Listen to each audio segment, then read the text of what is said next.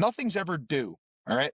The only thing that's due is your mortgage payment, your electric bill, your water bill. That shit's due. All right. Nothing in the casino is due. Let me tell you that.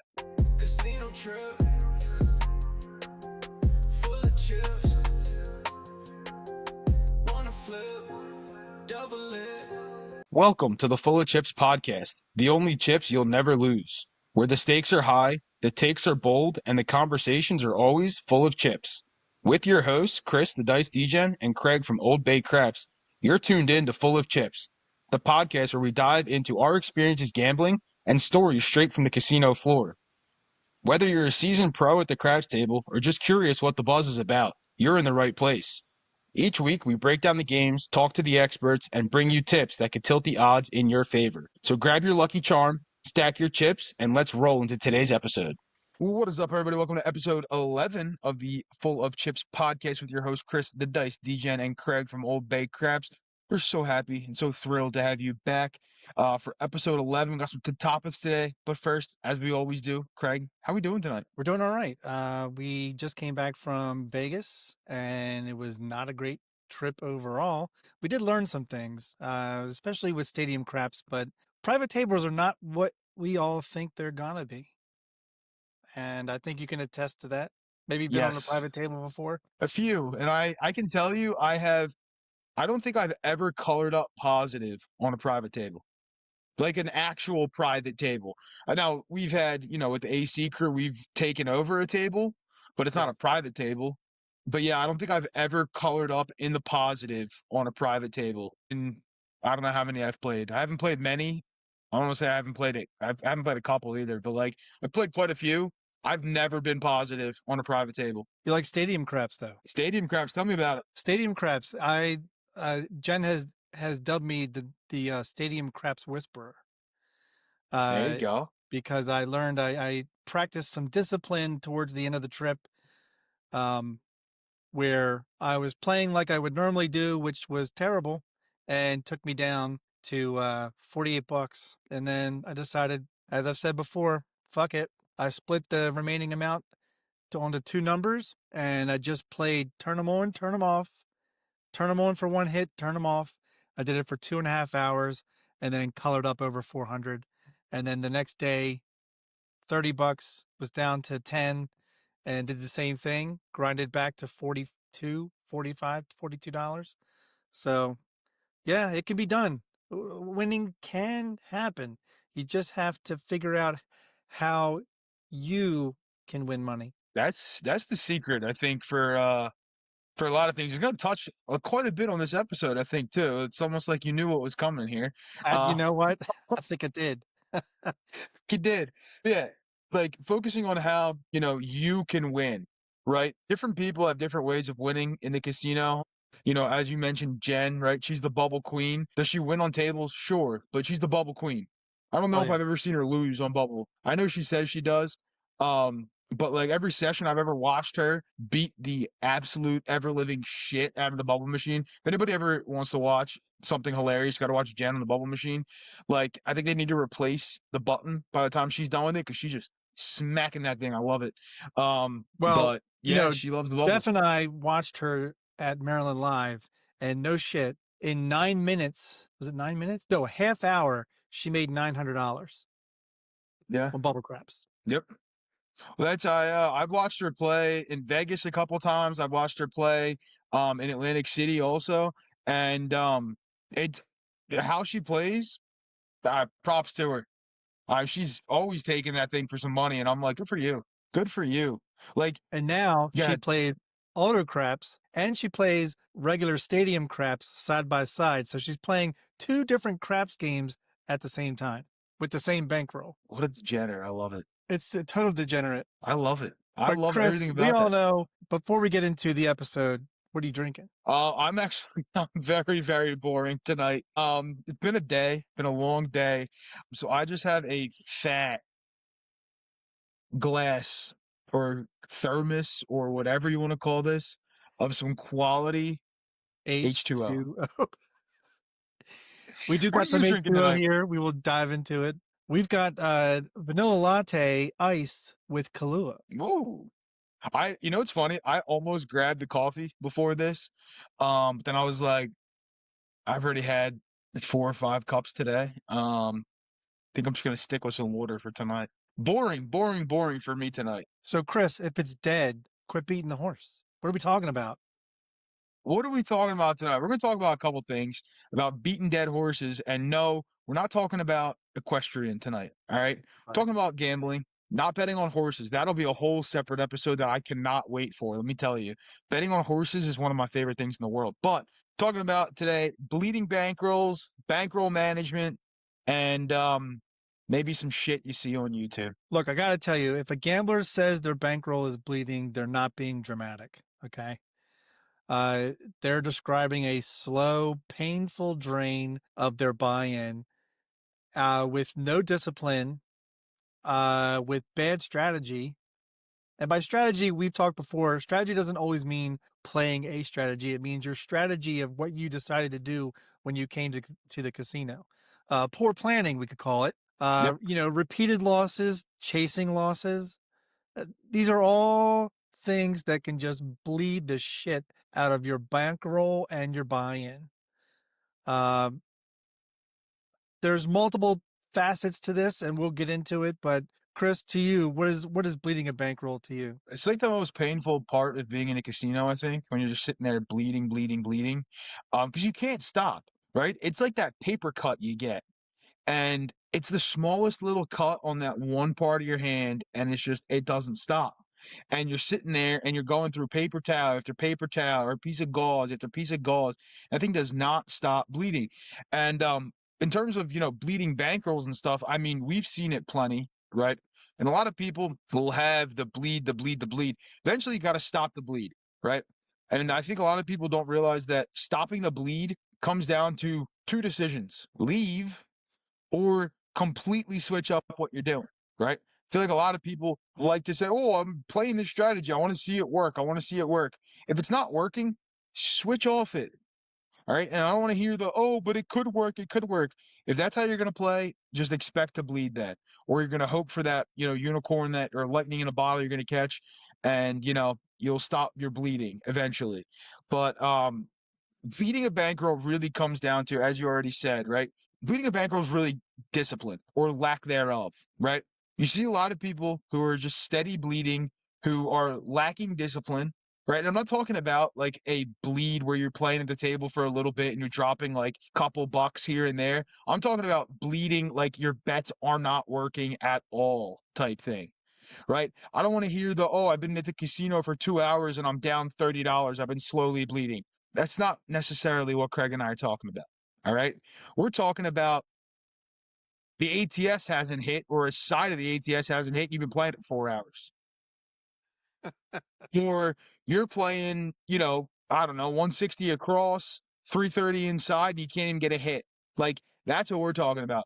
Not I've been at the casino for 2 hours and I'm down $30. That's not bleeding.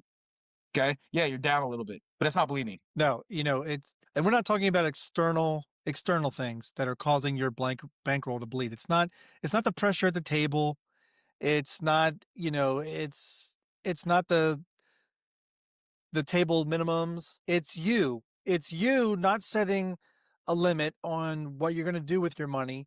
It's you not having a plan, and it's you continuing to beat the dead horse. You're continuing to play a series of bets, like Chris said, either a 110 inside or a 160 across, and you're not veering from it when you're seeing different outcomes. That's on you. That is not on anybody else. It's not on the dealers. It's not on the stick person. It's not on the wait staff coming by, drink lady. No, it's you. You're not recognizing and reading what's on the table and what's happening with the rules, and you're not adjusting. Yep. I think that's part of that's the biggest thing about bleeding a bankroll. You're not adjusting. Yeah. Chris also pointed out discipline, which, that's part of discipline, adjusting your bets. Definitely. And I feel like too, a lot of the bleeding comes from one roll bets, right? We talk about it. One roll bets are usually your enemy.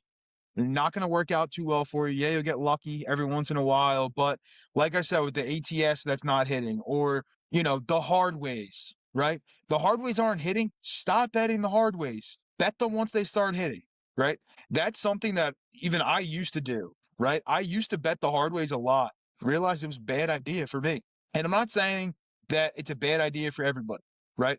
But I actually sat down, took a look at it, had some self-reflection. It's like, all right, well, a hard way hasn't hit in 3 shooters. Maybe I should stop just betting the hard ways and continually replacing them, hoping that somebody starts hitting hard ways. If they start hitting the hard ways, then I'll bet the hard ways. But I'm not going to sit there and just bet the hard ways because, oh, they're due. Nothing's ever due. All right. The only thing that's due is your mortgage payment, your electric bill, your water bill. That shit's due. All right. Nothing in the casino is due. Let me tell you that. You know, you hit the nail on the head, right?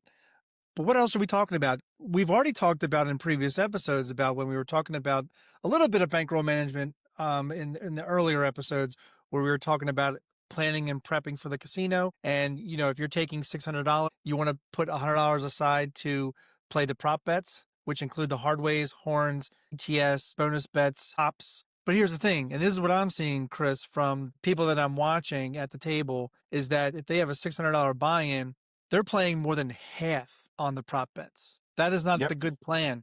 That is not the plan. You should be winning most of your money in the boxes, you know, or your pass line and odds, however you want to play the two.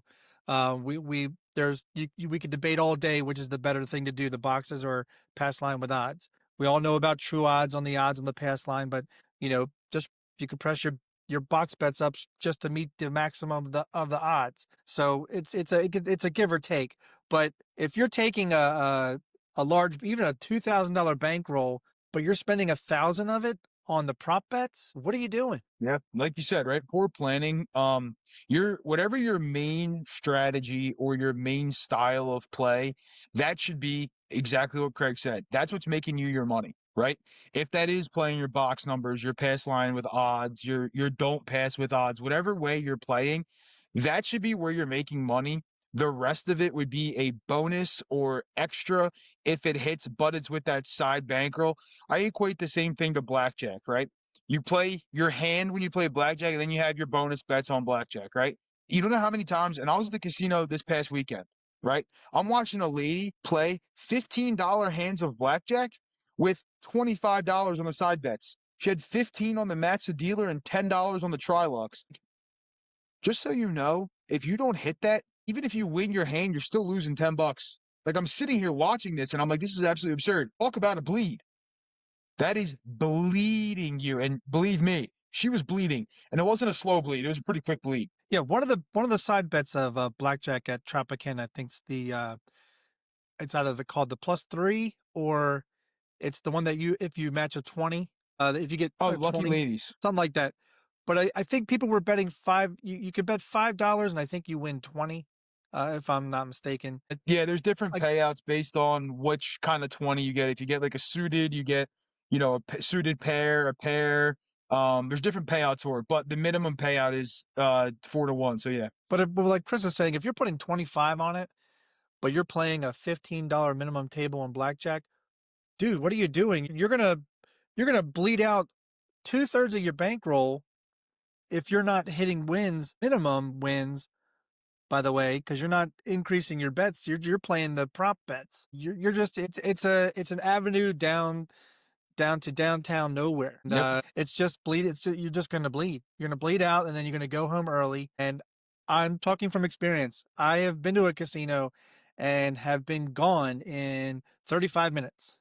Yep, 35 minutes, folks. Because why? I didn't have a plan. I wasn't disciplined, and it led to bleeding the bankroll quickly. And the bankroll, especially with like those, it seems to always be for people, right? It's those side bets that they're just not realizing how much money they're throwing out, right?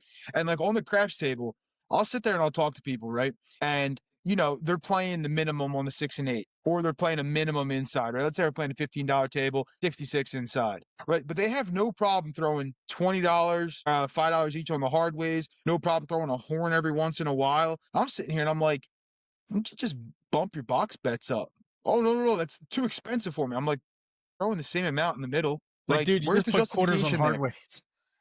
Yeah. And like, listen, I get some people play them all the time and that's how they like to play. That's fine, right? And most of those people have the bankroll that can support that style of play, right? And like, if you're going to do it, right? But don't wonder where your money's going. when the hardways aren't hitting, or when that horn's not hitting, or when that ATS is not hitting, or when the side bets in blackjack are not hitting, right?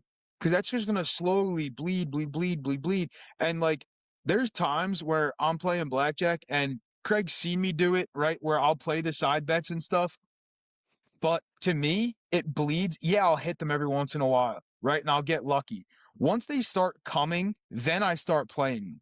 I won't start playing them from the jump for the sole purpose that I've gone multiple shoes in a session where I haven't hit a single side bet. And I don't know how many hands because it depends on how many decks of cards are in the shoe and how many people are at the table, right? But let's say you're playing 50 hands a shoe and you put $5 on each of those bonus bets every single time. That's $250 right out the door. Did you recoup $250 on your hand? Right. And that's sometimes where you see people though. I've been winning so much, but I haven't really won that much. It's because you're giving money away on the side bets or the prop bets or whatever you're doing. That's what's bleeding you. Otherwise, you'd be doing great. You'd be having a great session. And you're not because you're playing the bets that you're looking for the home run. And don't get me wrong, the home run can be fun to chase. But if you don't have the money to chase the home run, stop swinging for the fences. Stop swinging for the fences. You couldn't hit anything truer, Chris. And, you mentioned it before. If you're at the craps table and you put out $100 on the hardways, $25 a hardway, and it's been 10 rolls and you haven't seen a damn hardway, take the bet down. That helps you not bleed a bankroll. Take the bet down. It's not hitting. You shouldn't have put it up in the begin with if you're only playing a $15 minimum table and you got 15 on the 5 and 9, but you got quarters on the hardways. They're harder to hit than the regular box bets. But here you are, Mr. 100, Mr. I gotta parlay that 25 into $100. Well, guess what? It's been 11 rolls and you haven't seen anything other than a 6-2 or a 5-3-8. So that hard 8 isn't going to hit. Cause why? It ain't rolling. Yeah. Well, that's the thing. And like part of playing the hard ways to me, especially, right, is my box bets fund the hard way if I'm playing them, right? So like I'll take a piece of the winnings and put that on the hard way, but I'm not sitting there continuously dumping money out of my rack to keep replenishing the hard ways and doing other stuff, right? So in your instance, right, if I have an 8, right? Let's say I have an 8 and, I got $30 on my 8. All right, great. I'll rack 30 of the 35 I get paid, $5 goes back to the hard way. Fine, right? But you don't see me sitting there playing a $12 6 and 8 and then no, $5 back on the $5 back. Why are you playing it then? Like you're picking up what? A couple pennies every roll? Why bother? No, you mentioned it, and that was a good point about the 6 and 8. If you're playing that, I understand if you want to play the prop bets as accent bets. And what I mean by accent bets means, you're playing $2 hardways on a 50 minimum table or a $25 minimum table. You're playing, now sometimes the table minimum will dictate the minimum that you can have on a prop bet. It really sucks with the horn section because you can only do a horn high $25 bet on a $25 minimum table. I've seen it. I've been to multiple casinos that have $25 minimum tables, and they will not let you bet anything less than a $25 on a horn high bet. And each of the individual bets have to be a nickel. And I think the hardways can be a nickel. But if it's a 15 minimum table, they'll allow you to do like $2, $1 on hardways. Those are accent bets. They're not really hurting you. They're less than $10. Especially if you brought like $600, $700, $800,000 bankroll to the casino, or that's your buy-in for the night. Dollar chips on the hardways is not going to hurt you. It's not really that much of a bleed because whatever you make on the box bets is going to more than pay for replenishing dollar chips. But it's these people that go out onto the hardways or the horn bets, and they're going out with more than what you're putting on the place bets. And that's something you pointed out earlier. Yeah.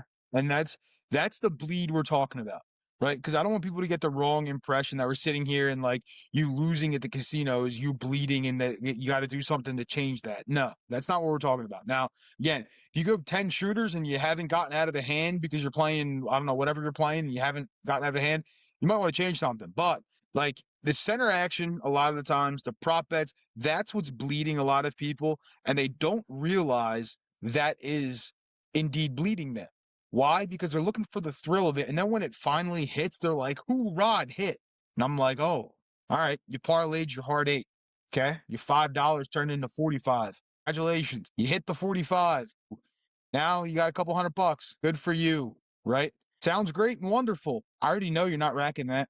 I already know you're going higher, going at least to 100, if not more. But again, looking back at it, how much has those bets costed you so far? Did that hit make up for what it has costed you?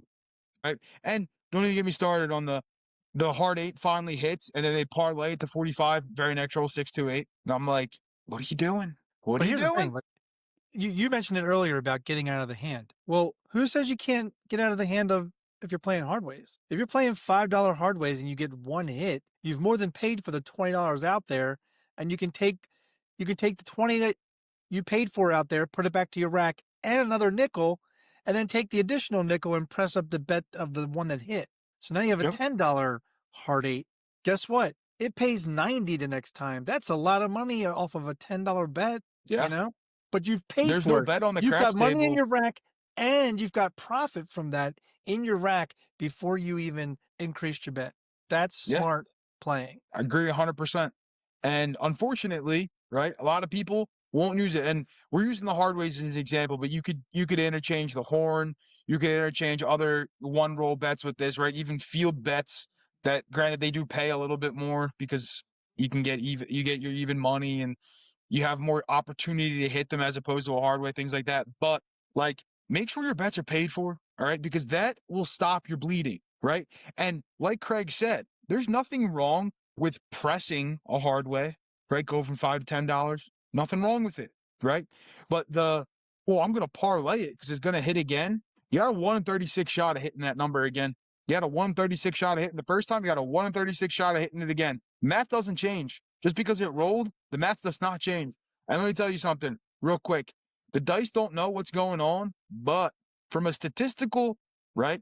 If you're throwing hard ways and the hard ways are hitting, and maybe because the person who's throwing is throwing like a hardway set or something and they're working, or the set they're doing is you producing hardways, fine. Those hardways might go away though, right? Just like numbers do, right? I mean, Craig, how many times have we seen somebody just bang 5s and 6s and then all of a sudden the 5 and 6 disappear and then they're hitting 9s and 10s? You've seen it multiple times on long rolls that it is a roller coaster, not because it's a roller coaster of good and bad.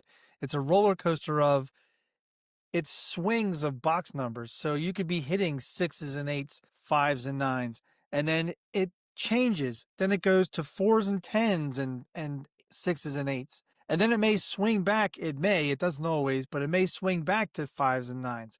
And if you're not following the trend and how it's rolling, you're not going to be able to keep up, because if you keep your bets on 6 and 8 and all of a sudden outside numbers are hitting, you're fucked. One of the Yep. things I wanted to bring up, Chris, is how many times you've seen somebody who, let's say they've planned a buy-in, they've planned on their trip that they're going to play a certain way, whether it's 66 inside, 110 inside, 160 across, but they didn't account for the prop section, and they really want to play hard ways. So now, instead of the 160 that they're losing if it's a PSO, they're losing 260 because they put quarters on hard ways. And depending on how big your bankroll is, I could tell you for a low bankroll person, you're going to last 2 shooters and then you're going to be out there in a half hour or less. Yep. One of my going off of what you said, right? One of my things is everyone always talks about the 10 shooter rule in craps, right?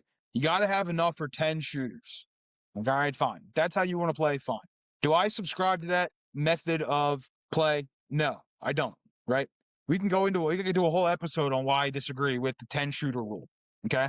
Mainly because the main reason is I don't want to be the table for 10 shooters. I want to be the table for 1 or 2 shooters and then I'm out of there, right? But I love the concept and the argument sometimes, the discussion. We won't call it an argument because DGen doesn't argue. DGen just has passionate debates, DGen right? discusses. DGen discusses. The 10 shooter rule. All right. 66 inside. I'm going to use your exact example, right? 66 inside, you got to have $660 to buy in. All right. I'm not going to debate that with you. That's proper math. Yes. I know my 10 times tables. 10s are great to multiply with, by the way. At a zero. 66 inside, got to have $660. Am I right? Play anything else? ATS, S line, Gordon bet. I'm like, whoa, wait. So your 10 shooter rule has now become a 6, 7 shooter rule. because you didn't account that in your $660 buy-in, did you? No. Your $15 pass line, your $5 on your horn or world or whatever you're going to do, plus your 555 on your ATS, that's additional $35. So that's 66 inside just turned into $101, right? So your $660 buy-in realistically should be a little over 1,000. Yep. Because what he just described gave you 6 shots. Yeah, exactly. And here's the other thing, like you see people with the bankroll and they're buying, they're like, oh, I got enough for 10 shooters. Were you planning on you shooting? Because if you're planning on you shooting, you're going to have a pass line. Yep. And most likely, you're probably going to get pressured into it to play odds by the dealers and the stick people. So what are you going to do then? Are you not just going to play a pass line by itself so you can shoot? Not many people do. You're not going to, it's rarely you see somebody who's shooting not put odds behind the pass line. Have I done it before? Only when I get to the casino because I like to ease into it. Sometimes if they allow a Dewey don't and I want to see how a shot works first, yep, I'll do that because you can't, you got the don't pass and the pass line, so they cancel each other out. But did I win anything? No, because they cancel each other out to make zero. But if you want to find out if your throw is working, I highly recommend a Dewey don't if they allow it. But like Chris said, if you're going to be playing prop bets or bonus, and a lot of people play bonus on every single shooter, which means you cannot access 66 inside with a $660 bankroll. You have to have at least a $900 to $1,000 bankroll to play 66 inside for 10 shooters and be able to do prop bets, bonus bets, and all that jazz. And it's not about handling, there's handling pressure when you're the shooter. I don't really feel like there's handling any pressure when it's just a crowded table. The pressure comes when you're shooting, because you're the one controlling the dice or influencing the dice, as some would say. Yes. So what are some things maybe we can help not bleed it? We're not getting into the bankroll portion, but we're talking about what are things you can do to help you not bleed so much. So Chris has already touched upon, if it's a hot or cold table, you got to know when to walk away. You got to have discipline. You have to know that if it's just not working that day, go, because I guarantee you when you come back another day, it may be in fact your day and it might wind up being a hot day for you. And that'd be great. That'll make up for the cold day that you had. But I don't know. I'm kind of subscribing, Chris, to people that say, I know that you've said before you have a stop loss limit of 0, and stop loss limit of 0 for me has gotten me nowhere. I think I would rather have a stop loss so that I can just add it to the next buy-in. Meaning I'm not going with the same.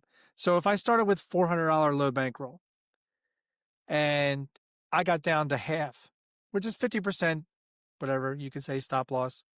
But then the next time I build up 400, I add that 200. Now I have 600. It's not just using that 200 to get back to 400 to try this all over again. No, I want to build with my stop losses over time, and that every time I go to try again, I'm trying again with a higher bankroll. Yeah.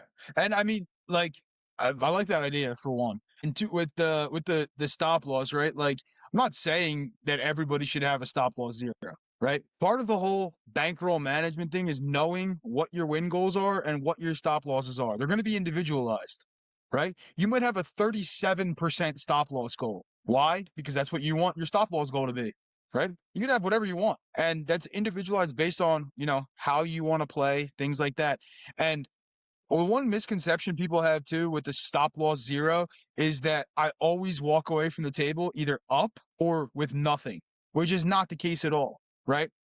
There's times where whatever I'm doing is just not working. Chalk it up, bad session, and I'll color up. Not saying that I hit my stop loss, because again, don't have one until I hit 0, but it doesn't mean I'm also dumb as a brick that I'm going to sit there and just keep getting punched in the face and not do anything about it, right? No, I think when I hear stop loss, to me, I view it as it means that I've brought money to the casino that I'm willing to go to 0 with, but it doesn't mean that I want to leave the casino with 0.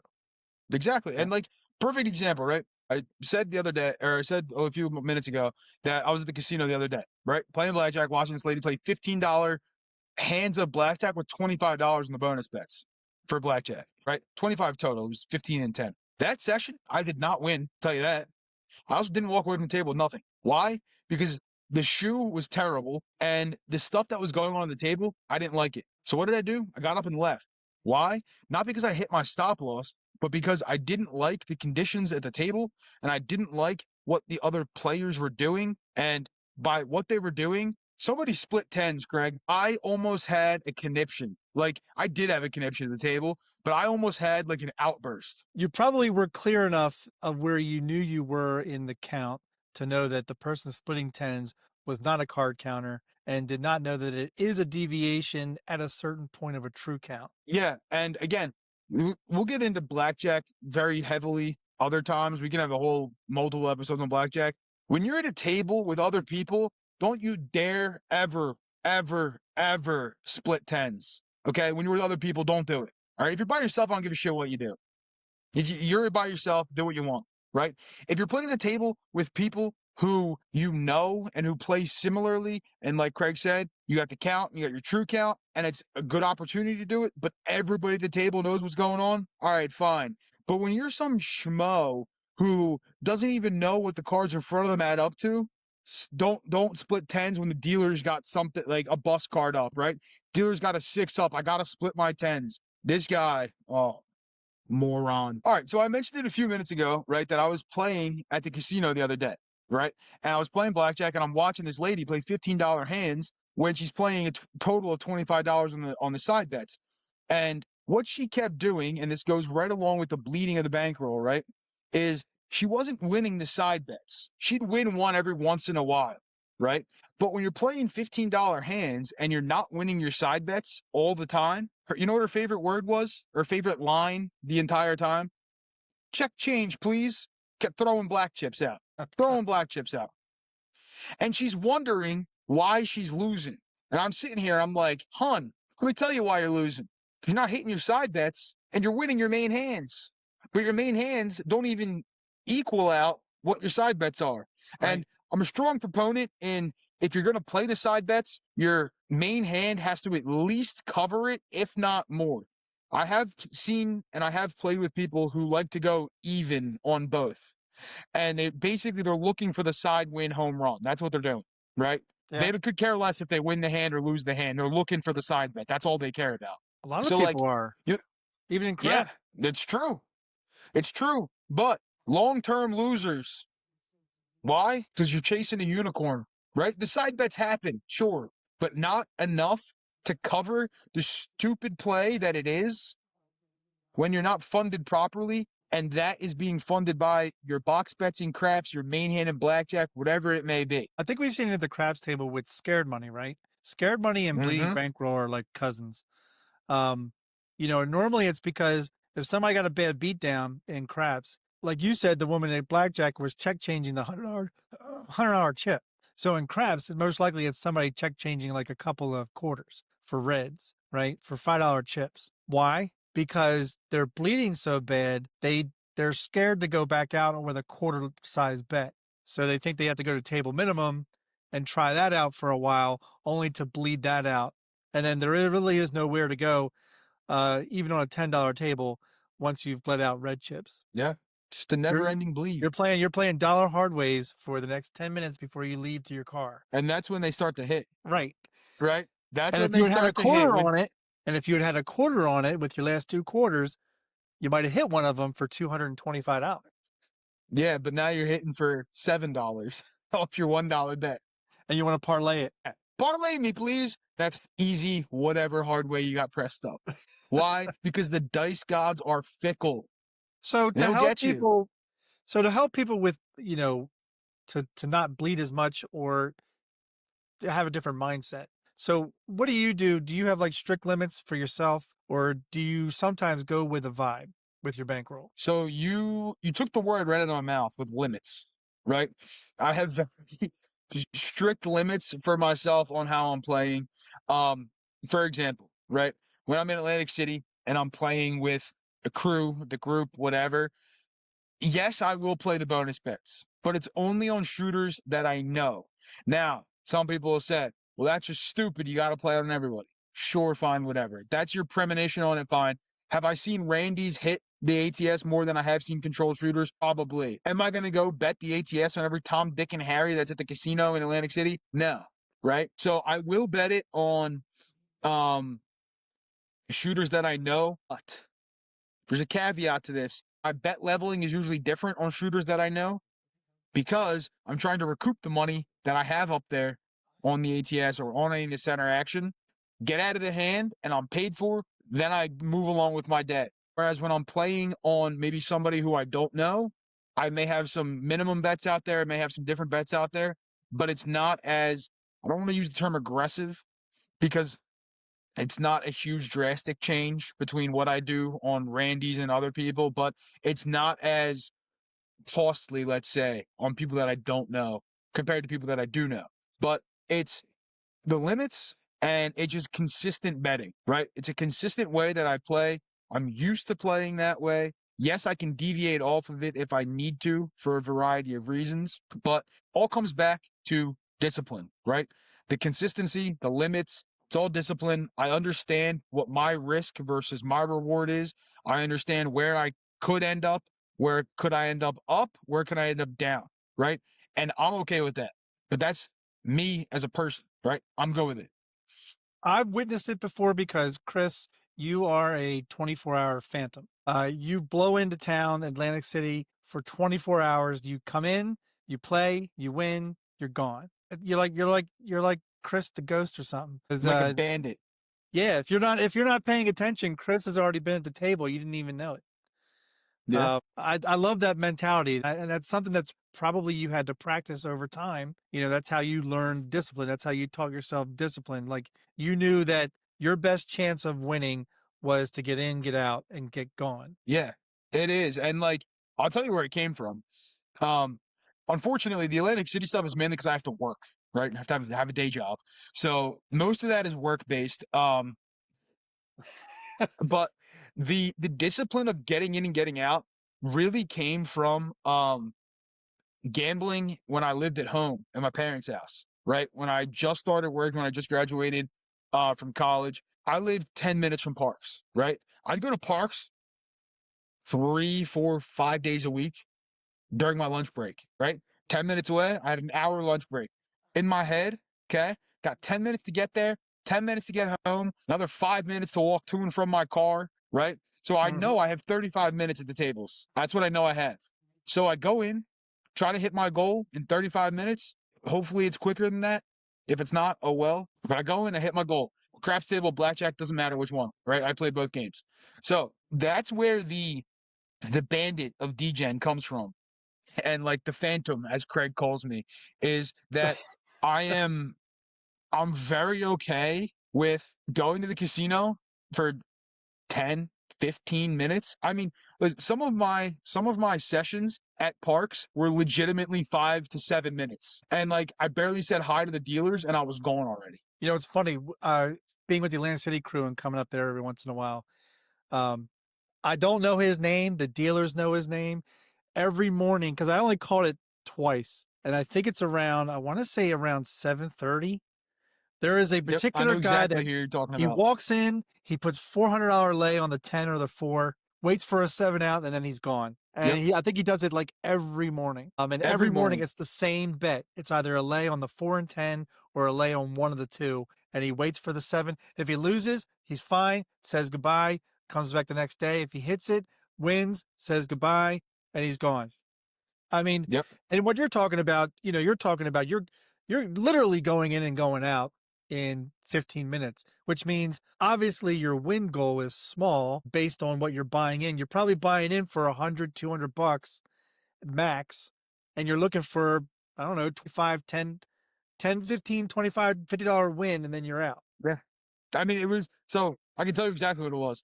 And people would be like, why would you do that? So it was a $500 buy-in, right? Looking to win 50 bucks, 10%. That's what it was. And like, why would you drive to the casino for 50 bucks? It's 10 minutes from my house. And it's That's 50 why, bucks. right? Yeah. And like, now I get that some people, like right now, even the casino's 35 minutes from me now. Would I go in for 50 bucks? Probably not, right? Would I drive there every single day, an hour and, well, first of all, my lunch break would be over by the time I got back from the casino if I turned around when I got there, right? But it worked for me at the time, but it's a thing of discipline. And that's what helped me build Bankroll, right? If I'd go consistently and, you know, Did I have losing days? Sure. Was my loss $500? Hell no. Right? My loss might have been $200 max. Usually But not even 200. Like 150 was like my max loss, right? Which I could recoup throughout the week, and like a bad week would be breaking even. but that's the thing. You're looking to win minimum a few times, at least half the times that you go to the casino. That's breaking even, right? You have the same win goal, same buy-in. You're just looking to build your bankroll until you get to a trip where you know you're going to need more of a bankroll that gets split over to different sessions, but you're pretty much playing the same sessions you're playing when you go to parks for that 15 half-hour window is $500 buy-in. Like that's your buy-in. And so when you go to a trip, you're probably mapping out your envelopes, like we talked about before, to $500 envelopes, right? Yep. And Or then you whatever my adjust, and buy-in then you is for adjust the from time. there. Yeah, exactly. And going back to what you said before too, right? Like with those envelopes, if you want to have a stop loss and add to the envelope, no one's stopping you. And again, this is not like Craig and I sitting on our throne high and almighty telling you got to do this, you got to do that. We're just sharing what we have done, what we have learned, and what works for us, right? What works for me doesn't work for Craig. What works for Craig may not work for me. What works for both of us may not work for you. It's really a trial and error type learning process that you have to go through, and it's going to take some time to get used to. Right? You can't just take out an envelope and be like, "Oh, I'm going to do exactly what DGen said." Will it help you? Sure. Are you disciplined enough to stick to those envelopes? That's the question. And a lot of people aren't. So it seems like we kind of just indirectly rolled into good bankroll management, right? Yeah, So, whether pretty you're a much. disciplined whether you're a disciplined gambler or you're a thrill-seeking rookie, like some of us who only been in here 3 years, shout out 3-year craps player here. Bankroll management is your best defense against bleeding chips. It just is. And bruising, obviously there's some people got a bruised ego. We've seen that at the table. People who take it out on dealers, they take it out on the stick people, they take it out on people around the table, all because they made bad decisions. So how do you manage your bankroll better? How do you create a discipline within yourself of good bankroll management? Besides playing responsibly, maximizing your enjoyment, obviously you want to have a good time. You're not going to the casino to be angry unless you're playing angry craps. I haven't seen that in a while. you but you're going to minimize financial stress a little bit, maybe, and you're going to avoid. You got to avoid chasing losses, and going for shit without being disciplined or knowing what the result's going to be if that doesn't hit. I mean, have you ever made a bet that maybe you just went for something and it didn't work out? Yeah, yeah. Did you And calculate there it at was the time? But did you calculate it at the time that if it didn't hit, you knew how you were going to pivot? yeah, I was gonna walk my ass out of the casino because I had no more money in front of me. And let me tell you, all right, again, DGen has learned things in his short-ish gambling career, right? I mean, I've been gambling since I could, and a little bit before that even. But um, there was witnesses to this too. We talked about Jen earlier. Jen was a witness to this. He was a witness. John was a witness. We were at Ellis Island in Vegas, and I bought in, and I was playing whack-a-mole the entire time, getting so frustrated. DJ was on tilt.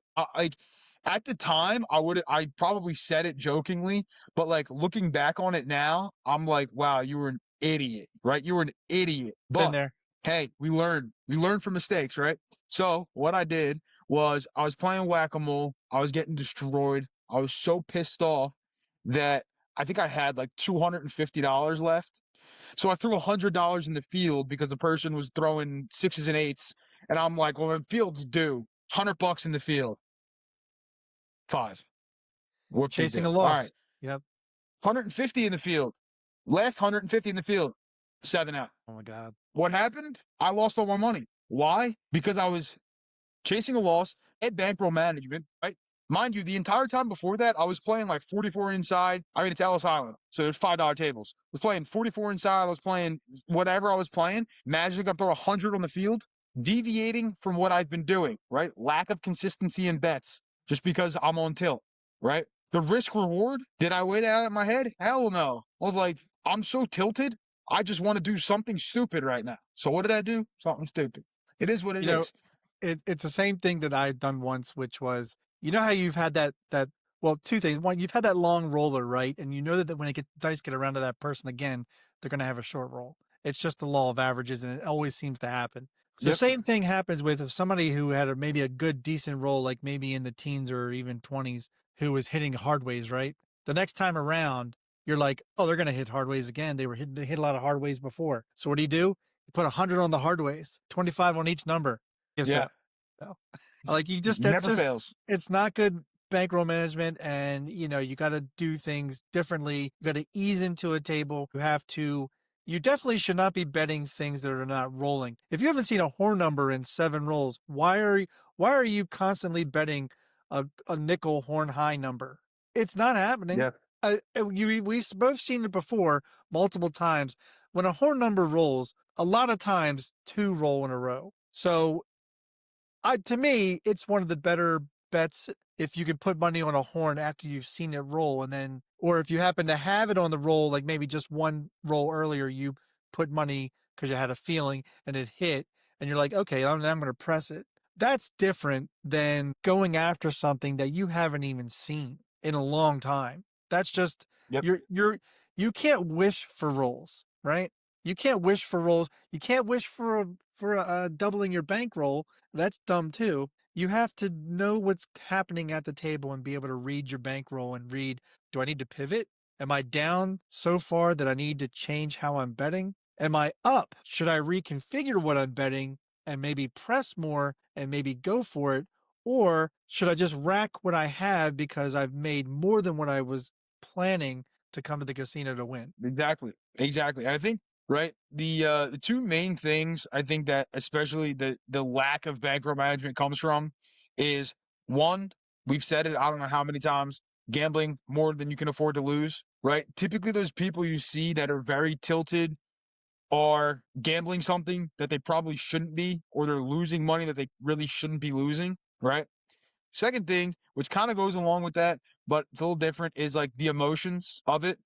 And the more you play and the more structured you become when you are gambling, you really start to, I don't want to say lose emotion, but you can eliminate the emotion out of it, right? Do we all get happy when an ATS hits? Of course, right? That's great. But when I go 160 across and somebody PSOs, I'm not sitting there yelling at them, banging the table. It's another lost bet. Well, And real right? quick on the ATS thing, how many times have you seen it? Because I know I've done it myself because I'm an idiot, and we've already established that we're a bunch of idiots. So, thank you for watching Full of Chips podcast. Uh, how many times have we played the ATS and you're like, I'm up so much that now I'm going to play stupid because I have an excess of money when I could be walking away with a lot more than I'm about to do? Exactly. Hitting the ATS to win 1250, 1200, 1050, whatever it is, however much you have on it.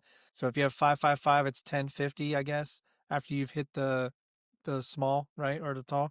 So now you think because you have the excess, you can now just go out there 640 across when you've been playing 66 inside this whole time. That's dumb. That's called dumb play. I do Yeah, not recommend it. Chris does not recommend it. I think what people are lacking are core principles, Chris. Um, agreed. they're not setting a budget, right? We've already said decide how much you want to play with, decide how much you can afford to lose, decide what you're going to bring to the casino, right? You got to break it down. You've already just talked to this a multitude of times about breaking things into smaller sessions, envelopes, changing your betting units accordingly, pivoting. You've already talked about pivoting, sticking to limits. We just talked about limits. And then what we've talked about that Jen does every single time we go on a trip, she's tracking everything. And if you're tracking everything, I guarantee that if you wrote your buy-in down and you started tracking where your money was going, you would not bleed your bankroll. I guarantee it. 100%. Yeah. See, that's the key, right? I want to highlight what you just said.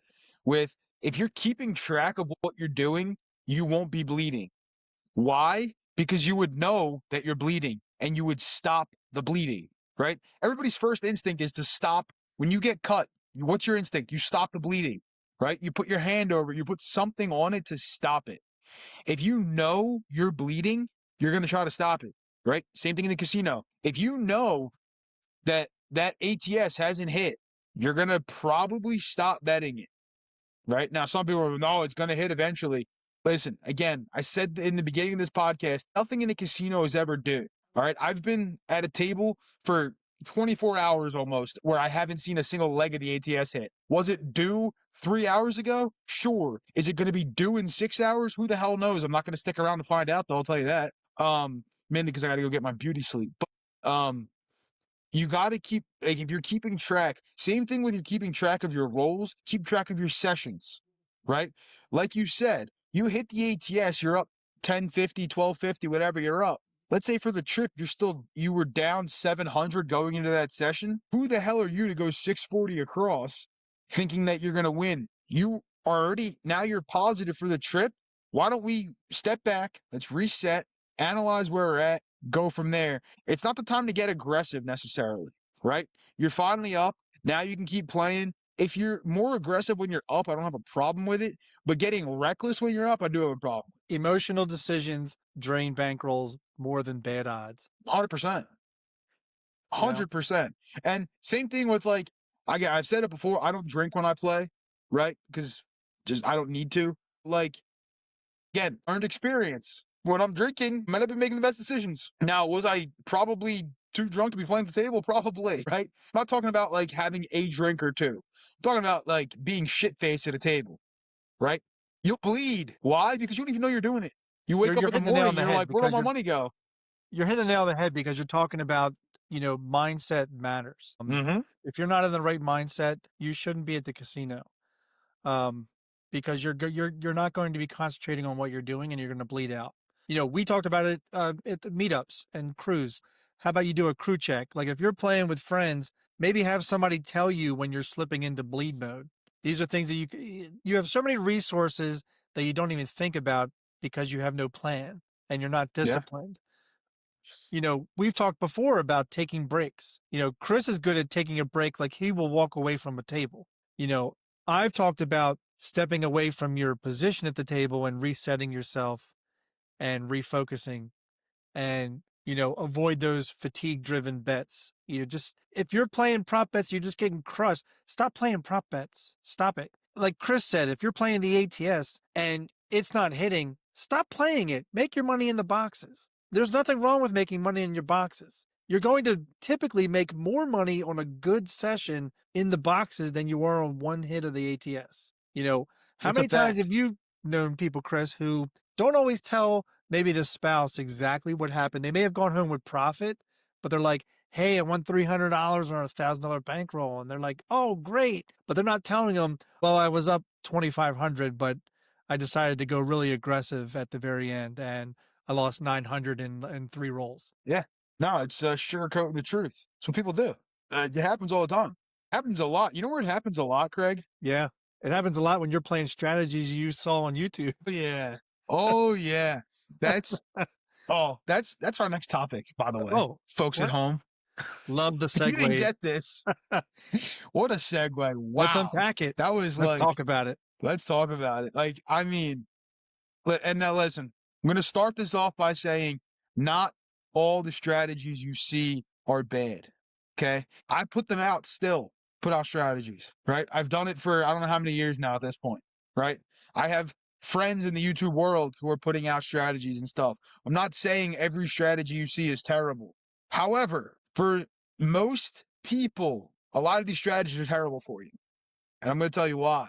You cannot play them. You can't play them. And one of the reasons why, because you don't have a sufficient enough bankroll to even attempt what you're seeing. Ding, ding, ding, ding, ding. Winner down in Like, front. literally. But you don't know how many people will come up to me, right, and be like, "Oh, I love this strategy you put out." I'm like, "All right, that's fantastic. I'm glad you like it. What are we talking about? Like, which one? Tell me the name." I'm telling you, "Oh, I love the strategy you put out. Fantastic, great. Which one? You got whatever. All right, fine. Fantastic. Go play it. If you don't have the bankroll to play it, you shouldn't even be thinking about playing it. Don't even tempt yourself into thinking that it's okay to play that. If you magically, let's say, your standard buy-in, let's call it 500. This strategy needs $2,000. Don't go take out $2,000 out of the bank so you can go play this strategy. Okay. Let me tell you, a bad idea, right? A lot of the stuff you see, like Craig already said, you can't afford to play it. Now, I'm not saying all strategy, right? 66 inside, blah, blah, blah, whatever. That's fine. But a lot of these strategies that are being, glorified by people for massive wins have massive bankrolls behind them, right? My favorite example, Craig, and we did a what the fuck on this already. When Martin meets Gale, That's right? right. The can't lose strategy. Can't lose it, Chris. You can't lose it, but 99% of people can't afford to play it either. But it feels like 99% lose it. Well, yeah, that too. I mean, should players really stop following YouTube strategies? Or maybe you should just learn to filter the fluff from the fundamentals, right? 100%. There's a reason Yeah. why this warning has teeth. Let's talk about it. Entertainment does not equal education. Nope. Many YouTube crap strategies are designed for clicks. They just are. They're designed to get Yeah. you in. A lot of times their thumbnails say best strategy ever, or money, money, money, money, money, money, or I couldn't believe I won 5K doing this. Okay. How come that person's not showing you their losses too? They're only showing you their wins. You gotta scrape the bullshit out of your eyes so that you can see clear. And not many people have the tools to do that. Yeah. No, they don't. And you're involved. You guys are hypocrites. You guys do crap stuff. Yeah, we do. Right. And will I say that every single video I ever put out is a good strategy? Hell no. Will I say there's some that I've exaggerated a little bit? Sure. Why? Because I'm just an honest person. Right. And some of them, I've told Craig this in the past, some of them I was actually testing a theory that if I title this video this, it's going to do well. And like it was a social experiment, but that's beside the point. All right. But there are strategies that are good, right? And I'm not saying the whole strategy is good. Going right to what Craig said, the fundamentals behind it are good, right? You may see something like going 640 across for 2 hits, regressing down. All right, fine. You don't have 640, but you have $64. It's the same thing, just on a much lower level, right? Are you going to get the black chips out of it? No, but you can't afford the black chips because you're barely buying in with a black chip. So you can get some red chips out of it, right? All people want to click on is the chip porn. That's all they want to see, right? They want to see, how do I turn $100 into $30,000? That's what they want to see. And people will sell you that if you let yourself believe that, they will give it to you. But here's the thing, they've got overconfidence, and it's a trap because viewers may adopt strategies without understanding the math. You've discussed that even on your videos. If you're not understanding the math and you don't really know what you're doing, why are you putting a bet out there? If you Yeah. don't have proper bankroll management, or you understand the table dynamics of either blackjack or craps like we like to play, why are you there? Are you there just literally? Chris and I know there are people in Vegas and Atlantic City and maybe even a local who they're bored at home, so they're okay with just blowing through money because they have it.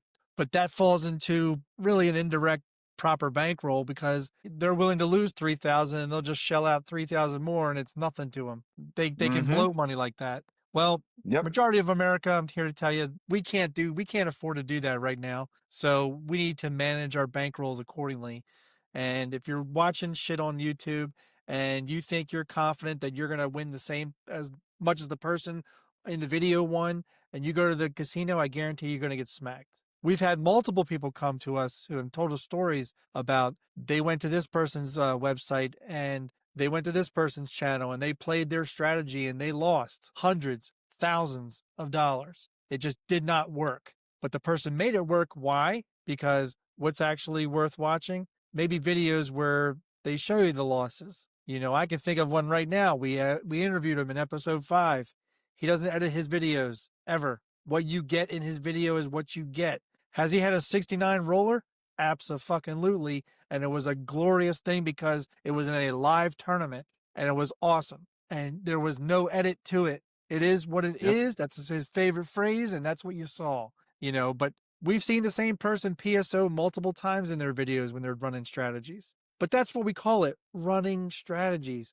We're trying things out so that you can make a better decision when you go to the table of whether you want to try it or not. Chris does it in every video he does. He shows you the bankroll he has. And oftentimes, if you all check, Chris's bankroll when he starts is about $1,000 minimum. And he's trying something out that involves like a 66 inside or something.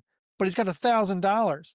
And You notice Chris is playing the ATS, but Chris is never playing the prop bets. So all of his $1,000 is pretty much going to the boxes. Yeah. He may play an occasional And path line, but that's what we're talking about. You have an overabundance of bankroll that you might not need, but you have it there because you don't know how your session's going to go. yeah. And if, And and if, like I go ahead. Oh, like I said earlier, right? I won't bet the ATS on every Tom, Dick, and Harry. I'm going to bet it on myself, sure. That's what I'll do in the video.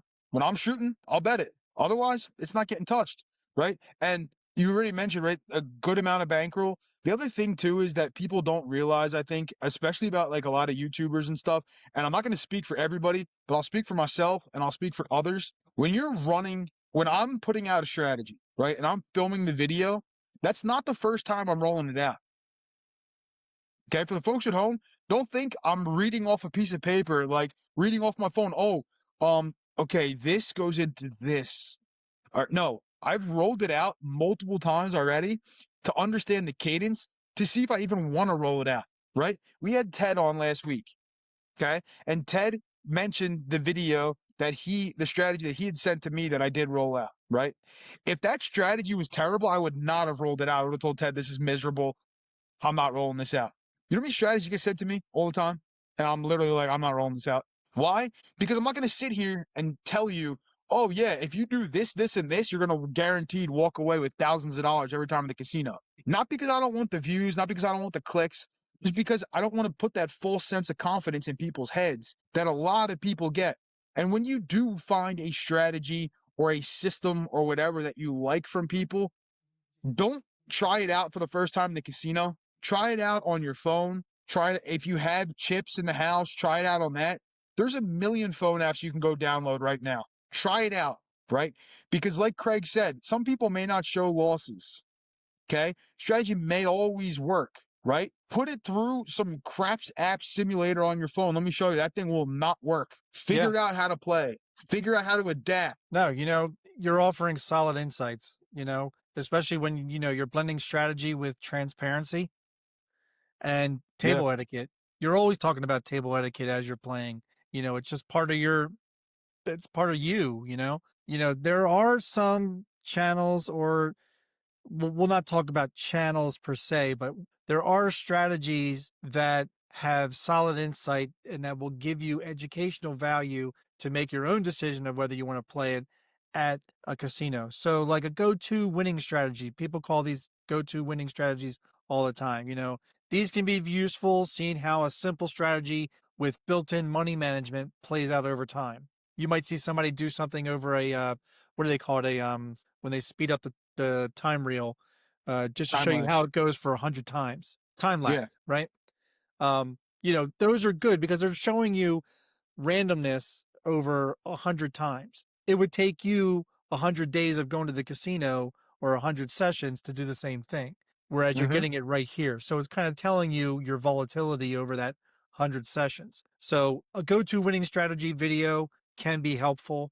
Um, it could include live play examples, which again we've seen people go live and try. Even people who go live who do rollouts for people in like Crapsy or whatever. Um, you know, they're often playing their own little strategy that they like to play while they're rolling out. Some people just roll the dice. Just been famous for just rolling the dice. You've just rolled dice without playing anything in the boxes. But sometimes you want to use that time to practice live rolls with what you want to play at the casino. To me, Mm-hmm. those are go-to winning crap strategies or go-to strategies for winning low bankroll, mid bankroll, high bankroll, however you want to do it. But it's showing you an educational way of going into it. There's beginner craps strategies. 66 inside I would probably consider a beginner craps, maybe even just a 6-8.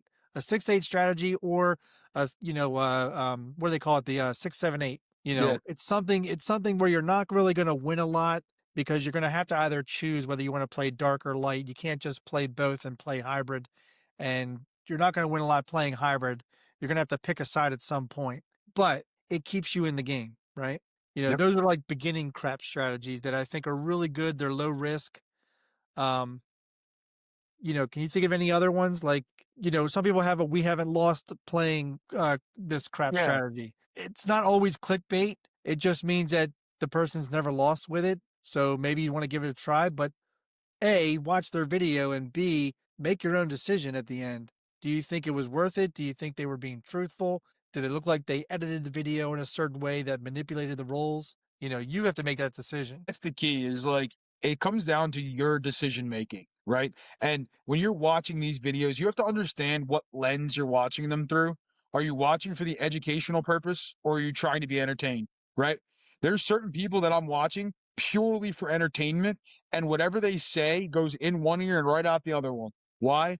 Because I know I'm watching for entertainment value only. I know that I will not get anything out of the video based off previous experience from their videos or what they've said or whatever it may be. But I know that they're funny as hell, or like I want to see the wild gambit that they're doing. Why? Because I'm entertained. I'm not trying to be educated, right? If I want to watch something for education, I'll go watch something different. So really got to piece through in your mind what you're watching the video for. And then once you do piece that in your mind, again, you don't have to do every single thing that that person may do, right? You may use something that I said as maybe part of your initial play, and then you're looking to regress and go into something else.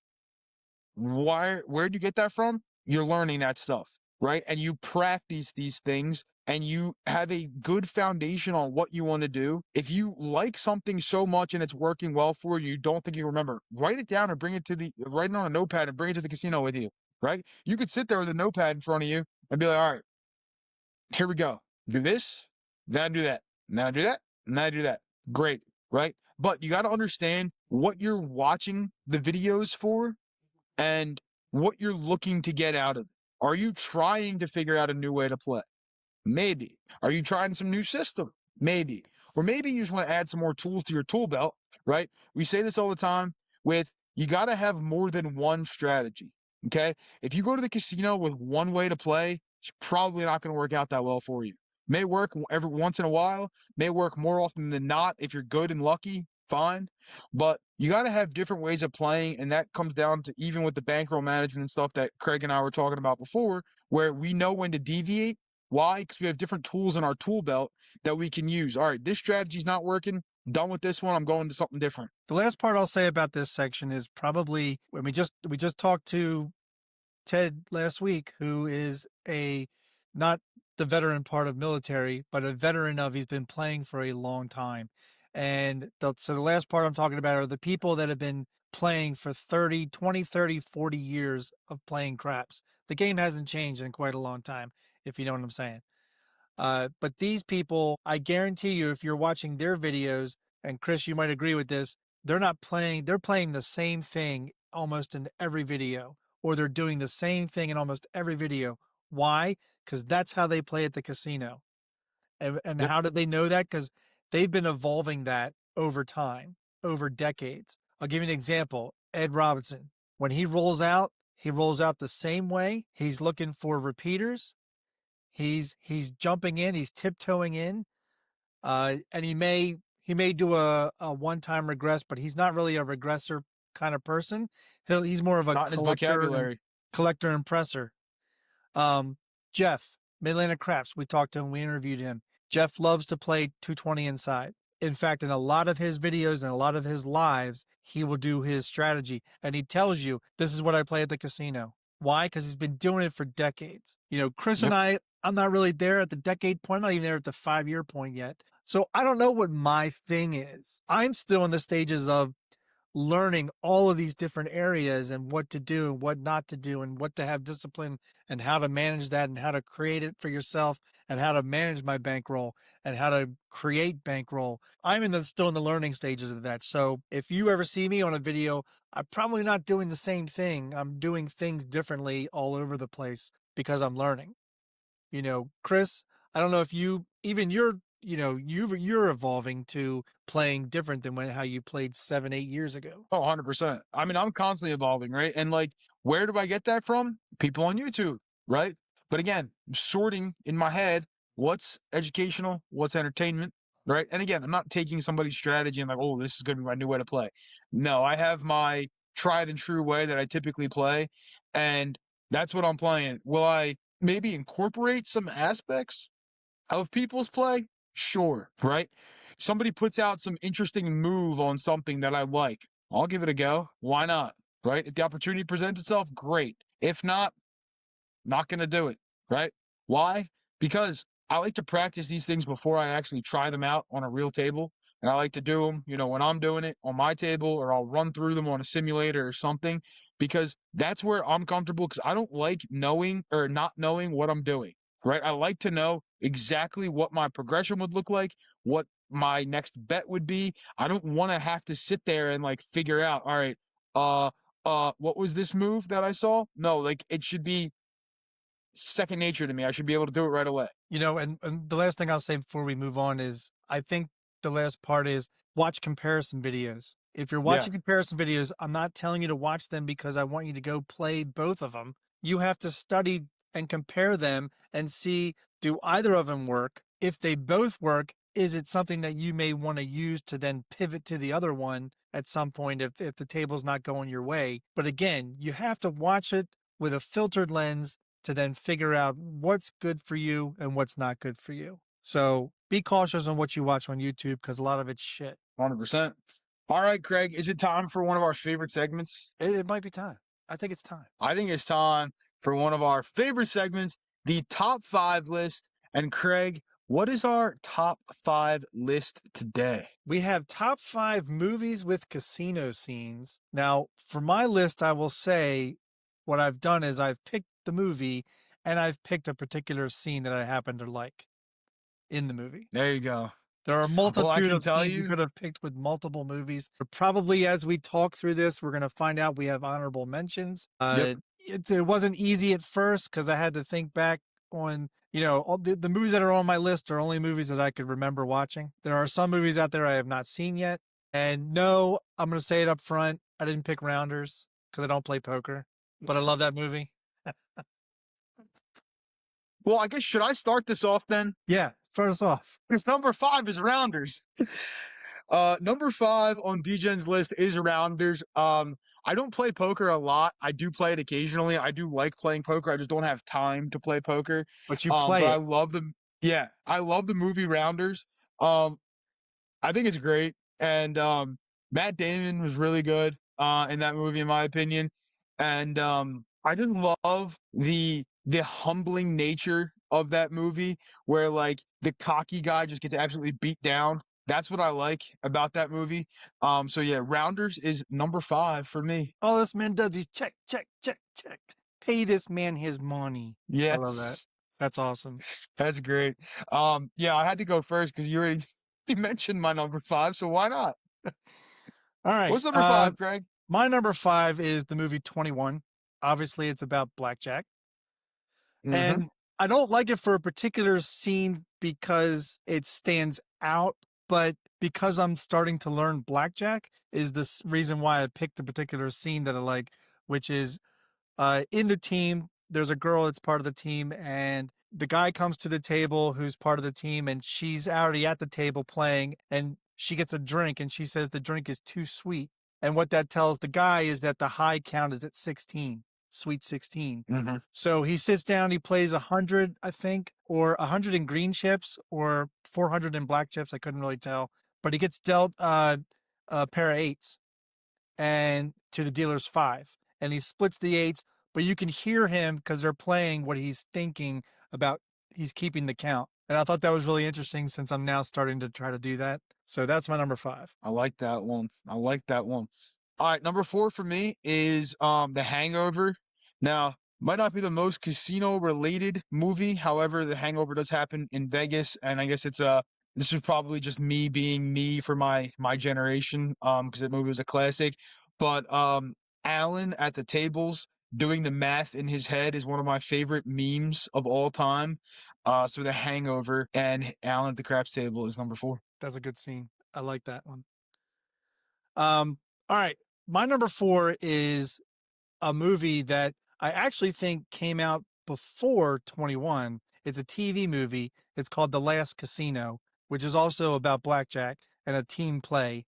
So this team plays, and throughout the movie, they're trying to help this guy who ultimately is the villain at the end who turns against the team. But part of the group again is another girl, and all of them that are in the group are in the high limit room of this big big blackjack game, and they're trying to win bricks of cash. And the girl in the group figures out that during the high stakes blackjack game that it's fixed because they're all counting cards and she's the best of them at counting cards, and she figures out that the dealer has been taking cards away from the deck, so the deck is short 4 cards and she knows exactly which cards are missing, which I thought was a really cool way of really honing in on being able to count cards, and not only count cards with a count, but count the cards knowing which cards are actually missing and that they were getting jacked. But uh, I like that. It Yeah. was a TV movie, surprising good. It's a good way to practice counting cards too. Remove a couple from the deck, get the Yeah. count, flip them over, and then figure out what's missing. No, it's one of the I like that one. daily things to work on speed, which we know if you're counting cards, you want to get below 30 seconds.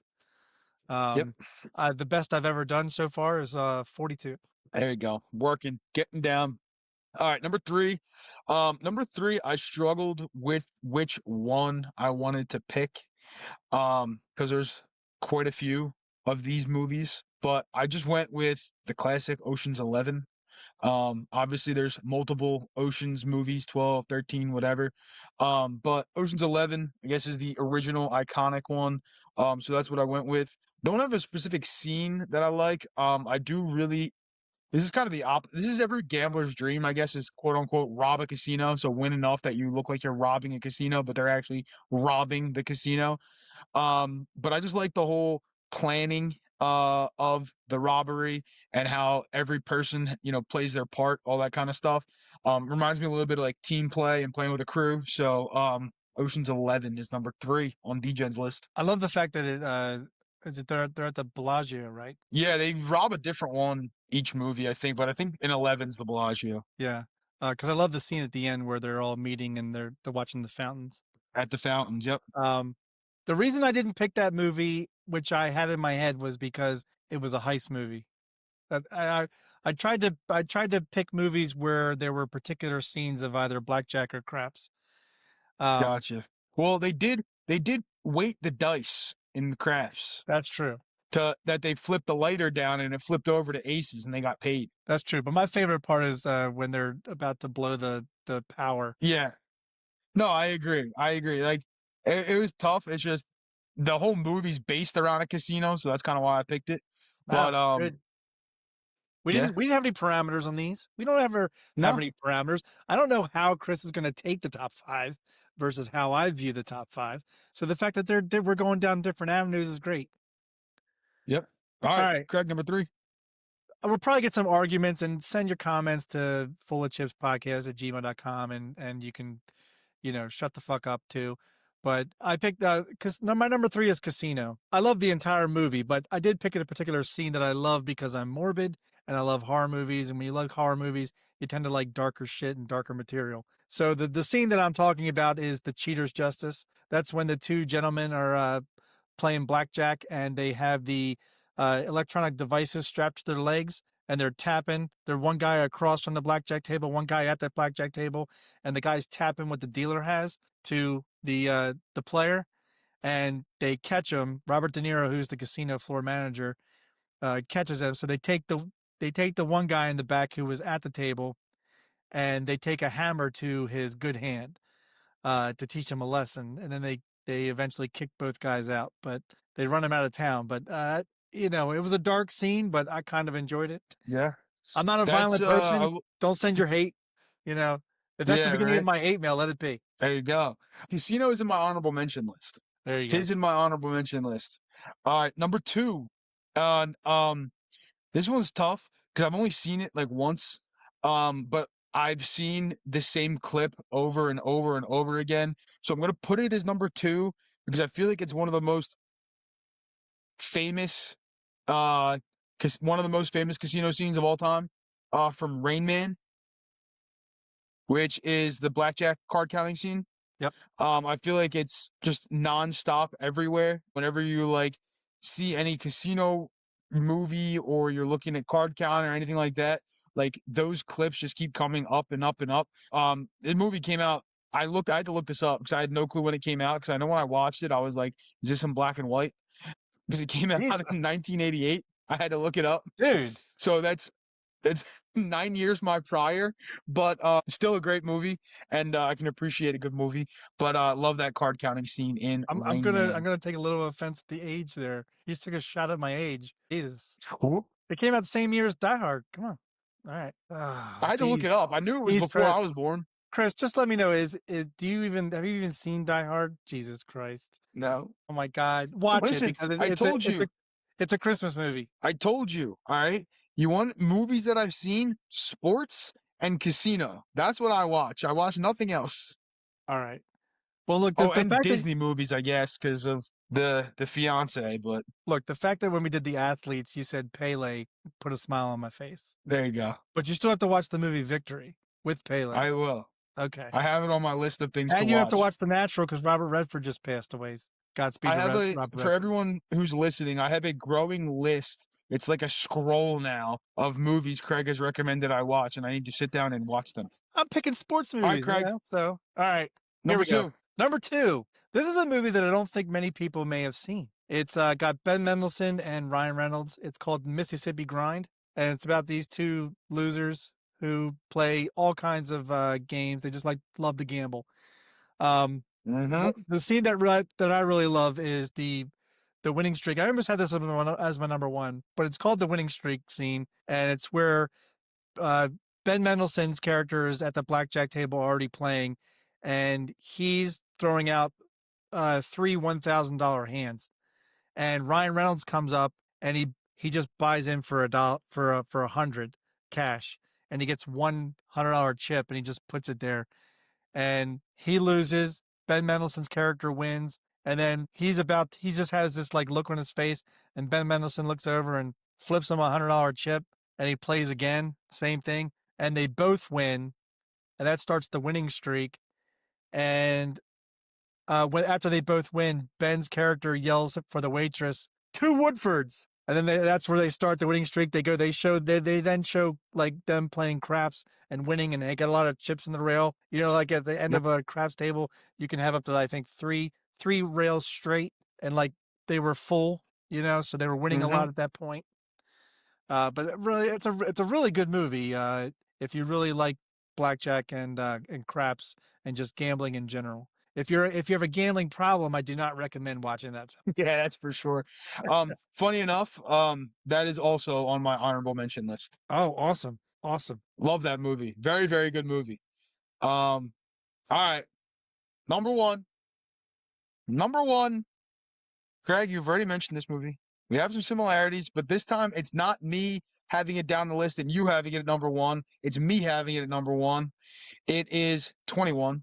My all-time favorite casino movie, without a doubt.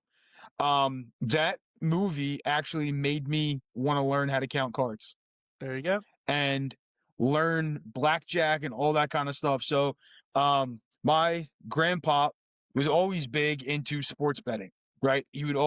I'd be doing NFL pools with him with the corner bookie for years from when I could know what football was basically. But then I know him and my grandma would go and they'd always play slots and he would play 3-card poker. But I wasn't interested in that. Once I watched the movie 21, I got super into blackjack. And then literally while watching the movie again, so I watched it and I started watching it again, I started practicing counting cards, watching that because then when I grew up, I wanted to be, basically, I wanted that to be my life. I've already told you on this podcast, my older brother likes to play blackjack, and I think he started playing blackjack after he saw that movie as well. I think Great movie. he jumped right into it, started reading books, and Yep. it is what it is. Um, all right. So my number Number one one. movie is a movie that I actually watched before I even started playing craps. So I didn't even I thought it was cool because it was a gambling movie. It does happen in a casino. Well, I've already said casino, and Chris and I know we don't repeat movies on our lists. So I just love this movie. It's very different from other movies. It's The Cooler. So the cooler is about the Golden Shangri-La, which is run by Alec Baldwin's character Shelley, and William H. Macy is the cooler in the movie, and the cooler is the guy they send up to jinx a table when it's getting too hot. Whether it's blackjack, whether it's whatever game, whether it's craps, they send him up, and people start to lose. Um, but towards the end of the movie, he takes it upon himself to buy in for a couple of thousand, and he just plays the pass line, and he throws a yo, and then he throws a come out seven, and then he establishes the point of six, and he buckshots it, and so eventually he gets up over $100,000. Now you have to realize in this movie, the way the movie starts out, William H Macy's character Bernie is just down and out, and he's got a large suit on. The cool thing about this movie is that over time, he's less of a loser as a person, and his suits get smaller until the very end when he starts to win. It's tailored. So he's up over 100K, but then Shelley comes down and sees him from across the room playing, and he sees Shelley, Alec Baldwin's character, and he throws an ace deuce. Then he throws a midnight, and again, he's only playing the pass line. So then, after losing the pass line, he puts his last 80,000 on the pass line, and then immediately he rolls. They don't show it, they don't call it. It cuts to him walking out of the casino empty-handed. But then you find out later he gets into a car with the girl, and they drive off, and you find out that he did actually win. He doubled the money. I guess he won 160,000 on the pass line. And even when they get pulled over by a cop, and they told him they were just won at the casino, the cop has them on their knees, is about to shoot them, and the cop gets run over by a car. And so his luck had changed, and it was a random thing. And so but it was a lucky thing. So they didn't get shot. Yep. So their dream was to live, I think, in the Bahamas or something with the winnings. But I love that Nice. movie. I've seen that. I haven't seen the movie. I've seen like clips, and I just can't find the movie. Hard to find It's hard to find any where to fucking watch movie it. that's streaming for free. Yeah, exactly. And I have every streaming platform, and I still can't watch half these movies. Um, but yeah, it's funny. I told you before I had a list of honorable mentions. Yeah, hit Um, me. two of yours were on my list of honorable mentions. The other two that I quickly had, one was Focus. It's not really gambling. It's not set in a casino necessarily, but it's kind of gambling related with the whole football scene. I love that one at the Super Bowl. And then I also put the Croupier on here, but I don't really like that movie, but I put it on here anyway as an honorable mention just to have. So my honorable mention would be it's a casino scene in Iron Man. Uh, for all you Marvel nerds, uh, Tony Stark, who plays Iron Man, he's at the craps table and he's winning, and his friend Commander Colonel Rhodes comes up to him and he's really pissed at him, which he usually is throughout the entire movie. And Tony's such a playboy that he just takes a dice. He's like, come on, Rhodes, blow on him," and he just shoves his hand down, and he sevens out. But it's just a funny little scene. It's quick, but that was my honorable mention. I didn't really think of once I made this top five, I wasn't really thinking of any other movies. I know that you probably like it too. I like the Vegas stuff in Casino Vacation or Vegas Vacation. Vegas Vacation, yeah. Um, that's fun. I have not seen the movie with Will Ferrell and Amy Poehler, where they make a casino night thing. Um, I know there are scenes in the casino, um, but I have not seen the movie, so I couldn't mention it. It was a good top five list. I like it. We had Always. a little bit of overlap, not a ton. But we had the one movie there, 21. I think it was what, five for you, right? One for me. Yeah. So we're bookends there, but I like it. All right, Craig, great top five list. What's our tip of the episode? Our tip of the episode is when you buy in, always take 5 to 10 or even $20 and get dollar chips, because what you're going to want to do with them is you're going to want to bet for the dealers. If you're not betting for the dealers, you're bringing bad energy to the table. You want a good energy when you're at the craps table. You want to have a good vibe going, and there's nothing more fun than when you're winning and the dealers are winning. And Chris has talked before about having dealer bets up high during a session when it's a really good long session, but make part of your bankroll dollar chips. Now, some people like Chris uses them for his bankroll management. Bankroll management. He uses them to tell him when he has to press on a box number. But oftentimes, you're doing it because you want to make bets for the dealers. Now, one thing you could do, and I just wanted to add this to this little tip of the episode, is if you're not used to doing dealer bets, you don't know how to do it or you don't know what to do. If it's a $15 minimum table, put 16 on the pass line. If you win it, you now have $2 to bet for the dealers. Just saying. Or you could bet Yep. $1 for the dealer that's already paid for. You're out of the dealer hand, the dealer tip hand. Exactly. Always got to take care of your dealers, ladies and gentlemen. Unless they're really bad, but for the most part, they're not, right? They're there working for you. Take care of your dealers, all right? Grinds my gears more than watching, people just bet and never take care of the dealers. There's been sessions that I've had where the dealers have made more money than I have. Happens sometimes, but make Right. sure you take care of your dealers, all right? Do it. Craig, great episode 11. Really enjoyed talking about bleeding the bankroll, bankroll management, shit you see on YouTube. Great top 5 list as always. Always a Always. good tip. Always good tip, always good top 5. We've got more coming. Always. I think so far we've got mapped out 13 episodes. We're back at the grind after a trip to Vegas to start working on episodes 14 and 15. We're getting the content in there, and your feedback will help us to enhance the content. And also, if you have an idea that you want to get across to us, just put it in that link over here. I think I got the hands right. I don't, probably not, but Chris is going to Go put in the the link opposite up. direction. All right, Chris is going to put the link up for fullofchipspodcast@gmail.com. Please send your feedback. We've already started to get some feedback and people, and I love it. And we're also getting more comments on videos, which is really great. And thank you for finally putting us over 50 subs. Couldn't ask for anything better. We're really having fun here, and we're hoping you have fun with our episodes, because this is entertainment for us. Hopefully, it's a little educational too for you. But this is what this has been a dream of both of ours to have a podcast, and we're really happy with the way it's going. Yep. And like Chris said, we may not have to wait till episode 15 for interview number 3, but you never know. We like to get some good content in before we do the next interview. But we've got a good list of people that we would like to interview. We've talked to some people in the background, and stay tuned. Stay tuned is right. Ladies and gentlemen, thank you for listening. Episode 11. If you need to find us, go to the description. I'm not going to name them all. It's down there. All the links to all the channels, accounts, everything down below. Go take a look. We love you all, and we'll see you all in episode 12.